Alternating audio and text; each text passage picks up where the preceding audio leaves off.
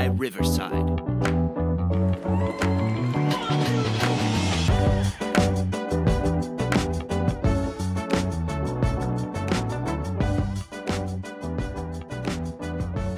Hello, and welcome in to the Sad Fan, where we talk about the good, the bad, and everything that made you sad.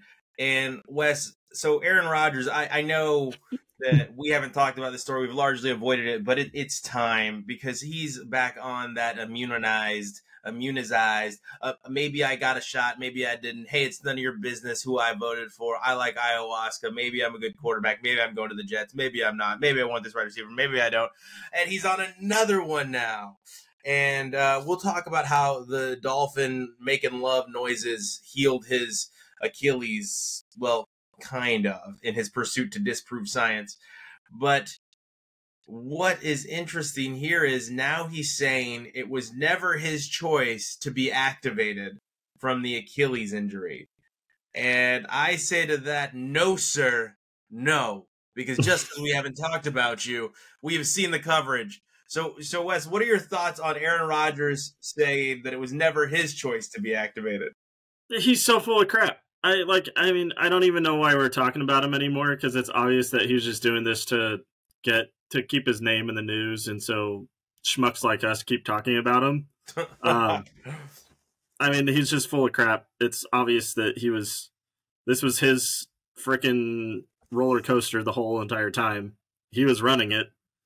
Him and his boy Pat McAfee, he was talking about it the whole time about how he's going to be back. He's just an attention whore. Let's just call new treatments, brand new treatments. It's going to get me back. I'm going to play before the end of the season. And, the new treatments. And conveniently, conveniently, he was not. He ruled himself out of the rest of the season. Yeah. How convenient, bro. How interesting. No, I'm healthy. I'm good. But, no, I'm out for the rest of the season. Maybe we were in the playoff. No, he was never going to play. You don't come back from a torn Achilles. Either he really tore his Achilles and he's just completely FOS in this, I'm going to be healthy, you'll see. Or he's just a big liar and he never really tore his Achilles. I'm leaning towards he tore his Achilles. He was in the pursuit to disprove science and he failed to disprove science. So he had to make it look good by saying, I'm activated. Look at me throw. Look at me stage this. You know what else? I've seen how influencers stage their videos, Aaron. Yeah. I've seen it. So you don't need to be able to run and juke and sprint and cut to be able to throw a football on a video. Yeah. It's cool, you threw a football. It's also so 2000 you tore your Achilles, not your shoulder. It's also so 2016 to blame the mainstream media for misreporting his activation status, and the words came out of his mouth. We're saying things that he said. He was going to play. He'll be back before the end of the season. You'll see. He said these things. No one made him say these things. He went on air and said it. And now he wants to blame the Jets and the media. And it's just dude, it's pathetic already. You're the old man yelling at the clouds. It's pathetic, and I don't even want to talk about him anymore. So let's talk about the Ravens and the 49ers. Let's talk about the Ravens and the 49ers. What you said last week was the real Super Bowl preview from this weekend. And I don't think you're wrong, but I do think the 49ers laid an egg in that game. Yeah, I think the 49ers are better than what they showed. But 4 interceptions off of Purdy, which is crazy. This is also their 7th. 7 all season before that. This is their 7th 14-plus point win over teams with a winning record. Yeah. That's insane. You said it was the first time ever, right? Yeah. That's the most. It's crazy. They're unheard of this season. They're beating the crap out of really good teams. Now, I watched the play when Brock Purdy. Them. Yeah.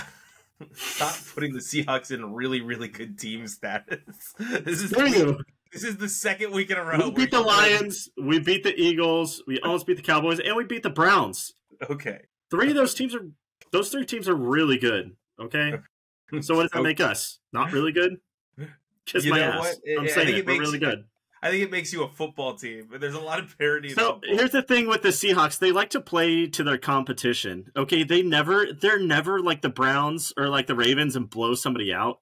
They always like to just make it really close. Did you get this out of your system? Because we don't have the Seahawks on the docket today. I know. I love how you. No, I'm going to talk about the Seahawks because it was a wonderful Christmas for me. We are now we're now in wild card spot. All right, thanks to an amazing Christmas. The Eagles won. The Eagles won. The Cowboys lost. The Vikings lost. The 49ers lost. And you were on the couch rubbing your nipples while this was going on, right? The Saints lost. Yeah, I was. It was great. I was like, thank you, football Jesus. So was I for my fantasy team. But that's neither here nor there. One thing that I need to say is, do you think Brock Purdy's injury was real, or do you think they were like, no, Brock, like, we're just going to say you're out for the rest of the game. Go sit down. Like, you need a break from this one. Yeah, I feel like it's just he needed a break. He was getting his ass kicked, and I feel like at that point, like, there's nothing you're going to be able to do. Like, just take a breather, you know. It hurt to watch. It hurt to watch him go out there and just get beat up. The offensive line, he lost Trent Williams in this game as well, I believe. So it's hard to play out there when you're hurt and your best offensive lineman is hurt. Probably the best offensive lineman in the NFL is hurt.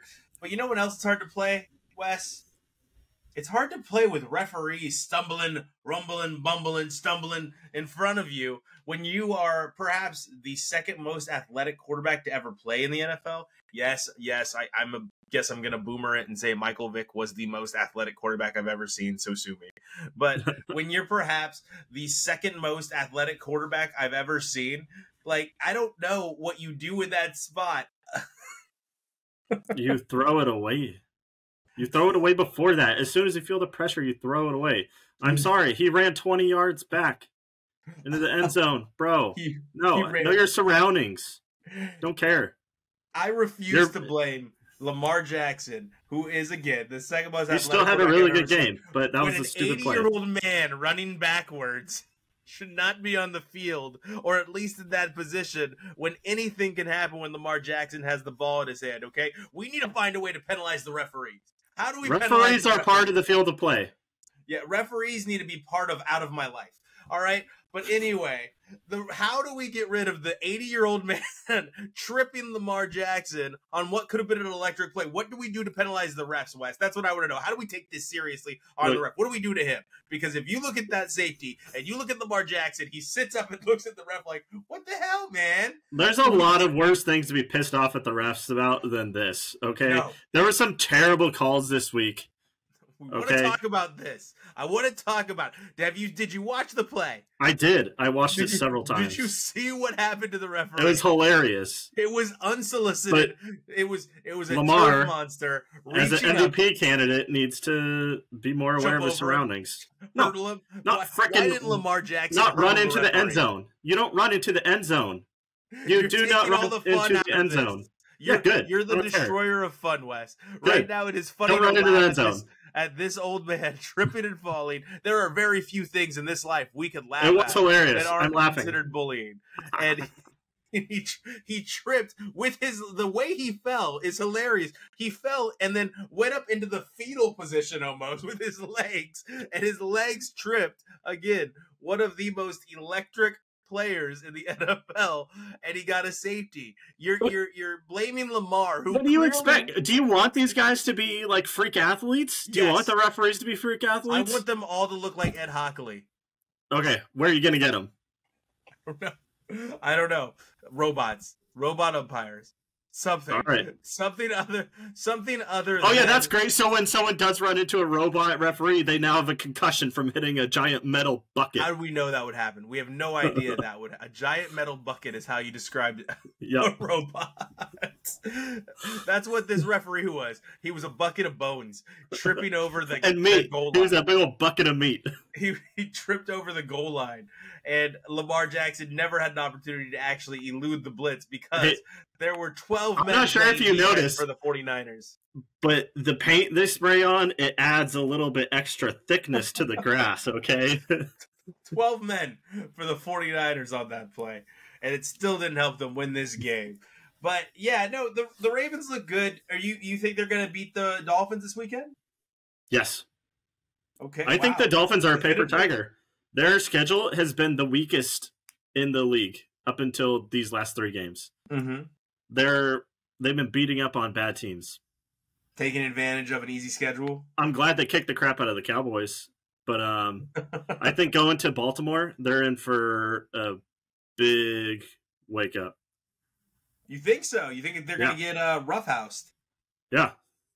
Just like this game. Just like the 49ers game. That Ravens defense is no joke, and the Dolphins' offensive line isn't super healthy. And one thing that Tua Tagovailoa needs is a healthy offensive line to produce. What he does have is 2 very healthy wide receivers. You put a gun to my head and say who's going to win the Super Bowl? I'm picking the Ravens. For the Super Bowl? For the Super Bowl. Anything can happen, and that AFC is I know, but if you put a gun to my head and said pick one, I'm going Ravens. Man, what if they play the Browns first round? If they don't Ravens. if they don't get this bye week, if they get the bye week, it's hard to fight you on this. Look, Joe Flacco has been playing tremendous. I'll give it to him, but he's also old, and at some point he's going to regress to the mean. I'm more thinking of that defensive line in Cleveland being able to compete with the Baltimore Ravens. That defensive line, they got a nasty defense. Miles Garrett is a super freak. Like, he's a weirdo. What he can do is insane, right? But I guess the Ravens have one of their own in Jadeveon Clowney. Is he still playing? Yeah. He's the one that sacked Brock Purdy and injured him. We cover sports, ladies and gentlemen.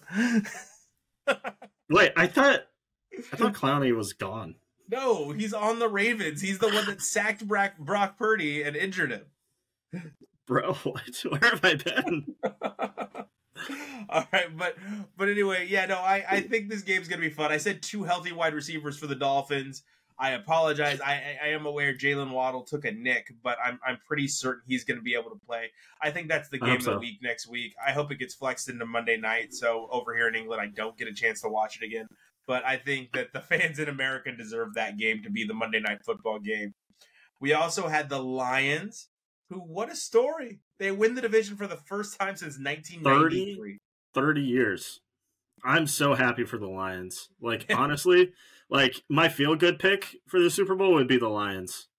Like, like if the Seahawks don't make it into the playoffs, like, I'm going to root for the Lions. I would love to see that happen. They have a shot again because of this loss to the 49ers. New life has been breathed into their campaign for home field advantage. Yeah. They have they're tied with San Francisco for the 1 seed right now, and Philly. Yeah, and they have a shot to knock out one of the best teams in the NFL next week in the Cowboys. And if they do that, gosh, it's going to be hard to deny them being a team that at least has a shot at the Super Bowl. A shot. I don't think that they're good enough to win the Super Bowl, but I can see them having a shot at this Super Bowl. A division that has a lot of teams in it, well, 2 divisions that have a lot of teams in it that I just can't see having a shot to win this Super Bowl is any team from the South. I don't care if you're AFC South or NFC South. No one wants to win these divisions. I think every team in the AFC South lost this weekend, keeping the Jags with like a 5-game losing streak in first place. It's pretty bad. Yeah, it's not good. AFC South isn't terrible, though. What are you talking about? The Texans, the Jags, and the Colts? Are you just trying to give them like throw me a bone here, people? Like, what are you doing? They're bad. Every team in that division, no team in that division has a shot. I wouldn't say they have a shot, but I'd say the Jags have what it takes to be a good team. They've had some really good games this year. The Jags have rules on their side that legislate, you know what?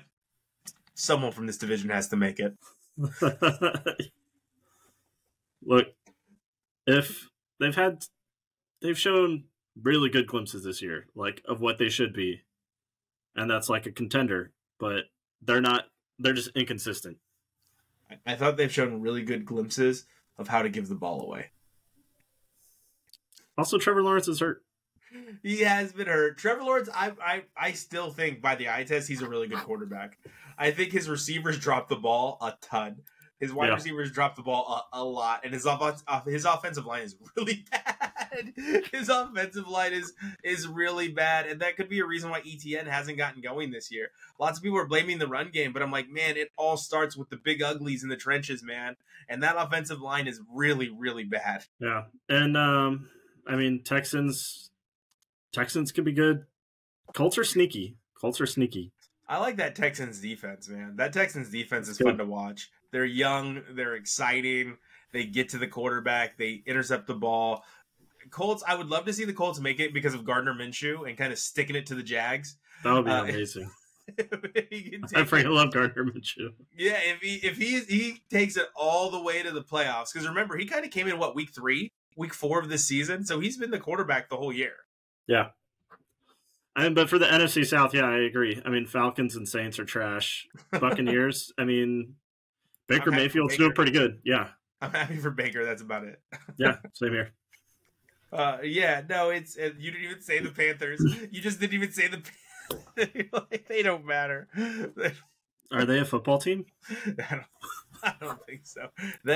You could take them, the Aaron Rodgers New York Jets, and who else? Not the Lions anymore. The Lions are good now. Maybe those are the two teams that we could just throw away. Like we could just. I mean, Cardinals too. They're a baseball team. They've been good up until this season. Like the Cardinals are a baseball team. They were good up until last season, man. Like I don't know, they imploded after that Kyler Murray controversy, man. That Kyler Murray video game controversy just brought down that entire team. Yeah. Speaking of imploding, Florida State. So we'll talk about in a minute the whole ACC thing going on, but they are looking really bad for this Orange Bowl. So I took some notes. So their 3 starting wide receivers have declared for the draft and are going to be out for the game. Their first and third string running back, and obviously Jordan Travis, their quarterback, is injured. Their second string declared for the transfer portal, along with the fourth string. So that leaves their third string quarterback is the only. Well, transfer portal quarterbacks can play. They just they already they declared that they're out. They opted out. Yeah, that's their only non-walk-on quarterback. It's all right. Yeah. You're not supposed to know his name because we should never know he exists. Well, no, but they're starting tight end. Their backup, one of their backup O-line. The O-line is like the only healthy line that's not getting affected. Starting defensive end, 2 defensive tackles, a backup linebacker, a backup safety. And between starters and depth players, they have 35 people that are not going to be playing for the game. So what you're saying is if they beat Georgia, they really should have been the 4th seed. Yeah, but I think it's going to be a beatdown. I think they could beat Georgia if it was played during the regular season. You know what stinks about this more than anything is they're going to make the committee look right, even though no one's taking into account all of these things, all of these factors that are going to be. They should just opt out of the bowl game and be like, no, we're going to take our season and we're going to be undefeated. So what do you have them doing? The Seminole riding out onto the field with the horse to start every game, but instead of having the spear, he has a white flag? No, I think they just don't. No, that's what you said. You want him to ride around the stadium with a white flag and just wave. I think they should just stay in the locker room. Stick it in the middle of the field, the white flag, and then ride. A white flag with a big middle finger on it. To the NCAA? Yes. That is kind of what all the players are doing. The players are kind of throwing a middle finger to the playoff committee. Yeah. They're like, I don't want to play in this. We were undefeated. We should be playing for the national championship, and you screwed us of that, so I'm not going to play. Yeah, you I don't blame them. Meaningless game.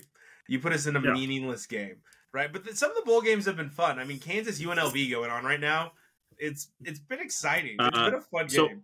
Earlier today, Texas State and Rice in the First Responder Bowl, they cleared out the entire stadium of all their booze by the beginning of the third quarter. It was that rowdy? There was no booze left in the entire stadium. They were like, you know what bowl games are for? Getting wasted. That's what we're going to do. Pretty much. It'd be weird to walk by all those stands and see cups on all of the drafts.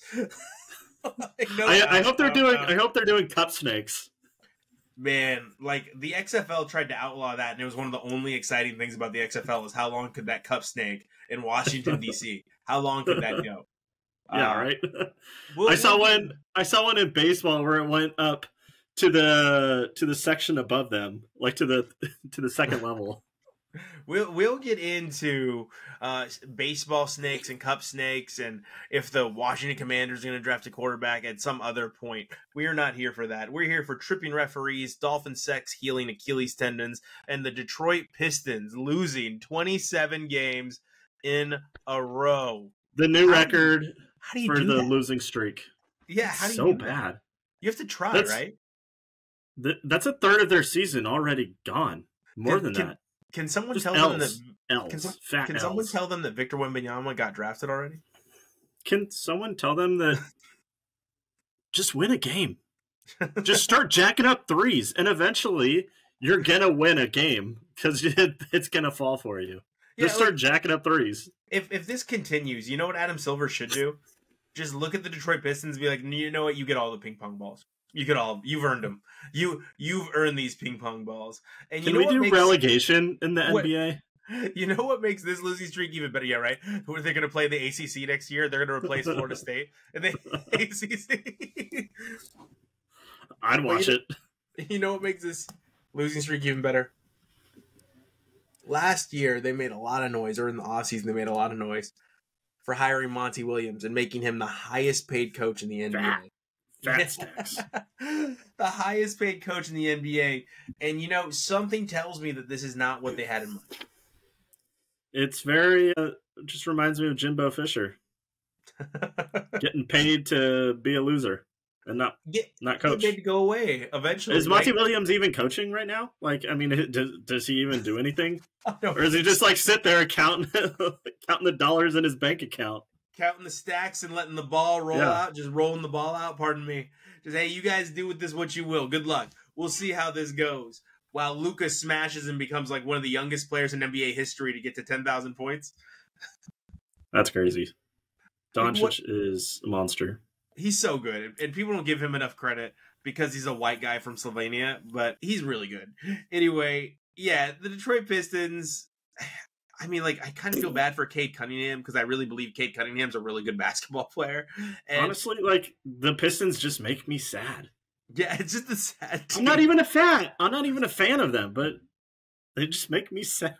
You know what else is sad about this? At least they have the Lions. That's what I was going to say. What's making me even more sad about the Pistons situation is no one's paying attention to them anyway.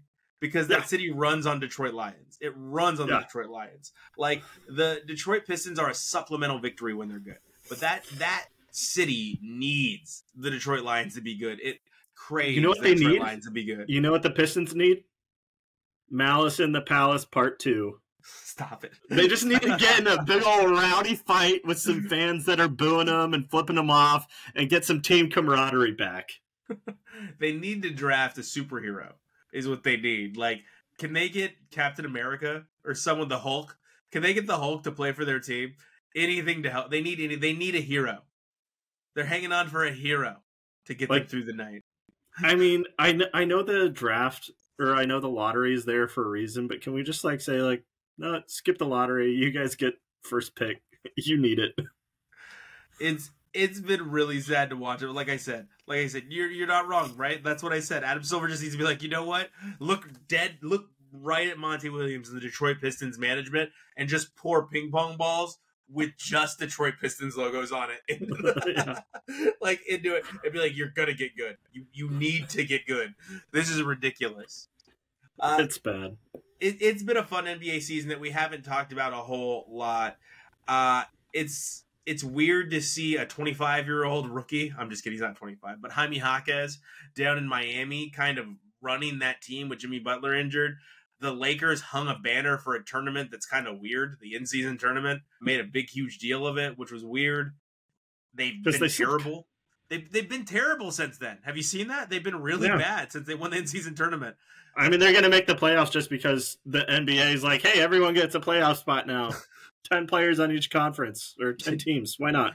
The Grizzlies, he's going to sneak the Grizzlies in too. Adam Silver will find a way. Just like the Raiders have been finding a way to win. And I know we're back to the NFL here, but that Raiders-Chiefs game and Raidernation, I'm sorry, for discounting Antonio Pierce. but wow, what a result. But also, did you know they didn't play well for 3 whole quarters and still won that game? Like, Aiden O'Connell, I don't think he completed a pass. He didn't complete a pass after the first quarter. It was the first time that a team ever won without completing a pass after the first quarter. They didn't score a single offensive touchdown. It was just 2 defensive touchdowns. Yep. Which happened within like 7 seconds of each other. It was a strip sack touchdown and then a pick 6. Yeah. Back-to-back plays. I think if you count the field goal, they scored like 17 points in a span of 37 seconds or something like that of game time. It was super and they didn't wild. do jack all the rest. But their defense held the Patriots or the Patrick and the Chiefs to nothing. What used to be the 2008 Patriots. They held what used to be. That team has gone so far downhill, and honestly, like, I don't blame Patrick Mahomes. I don't blame the refs. I don't blame the coaching. I blame that wide receiver group. That wide receiver group is so god awful that no one wants to play, right? Like, Chiefs get knocked out in the first round. Travis Kelce doesn't want to be there right now. Patrick Mahomes is so sick of those wide receivers.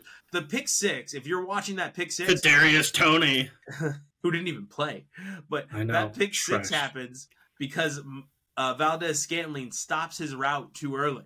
Like, he stops his route, and Mahomes was expecting him to run to the sideline, and he just stops running. That team is so bad, and I'm pardon me, that wide receiver unit is so bad, and I'm still scared of them because of their quarterback. You're saying they get knocked out in the first round. I'm saying they could beat anybody still.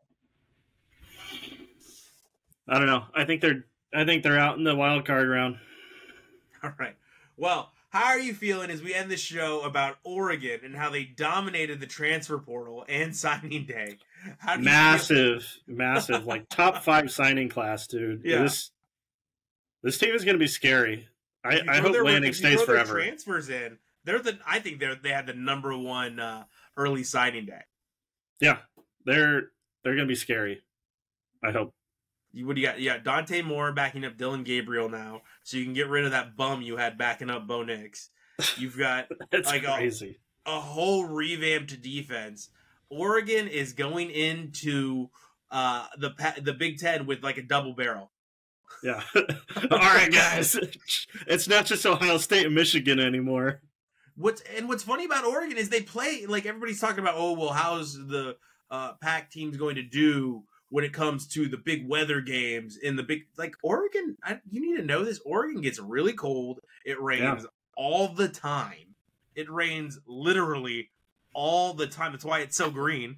Yeah. Like, Oregon's probably going to be fine in this division. Well, and it's not like you're playing games into January, like in Ohio or whatever. Like the last game there's going to be like mid-November. It might get a little bit of snow, but you're not going to have like blizzard games or anything like that. You don't see those in college. Speaking of blizzards, make sure you check out this week's Gorp as we discuss things like the Dairy Queen blizzard on the Sad Fan Podcast Network. Wes, this was a fun show. We need to figure out a way. Merry Christmas, everyone. Merry Christmas, everyone. We need to figure out a way to legislate the referees tripping out of the game, or throw a penalty flag on the referees. What can it be, like the "you asshole" flag? We need to throw that on the play. Hey, Lamar, how about you play like an MVP? And how about our fans play like a champion? Rule number 27 of a crasher.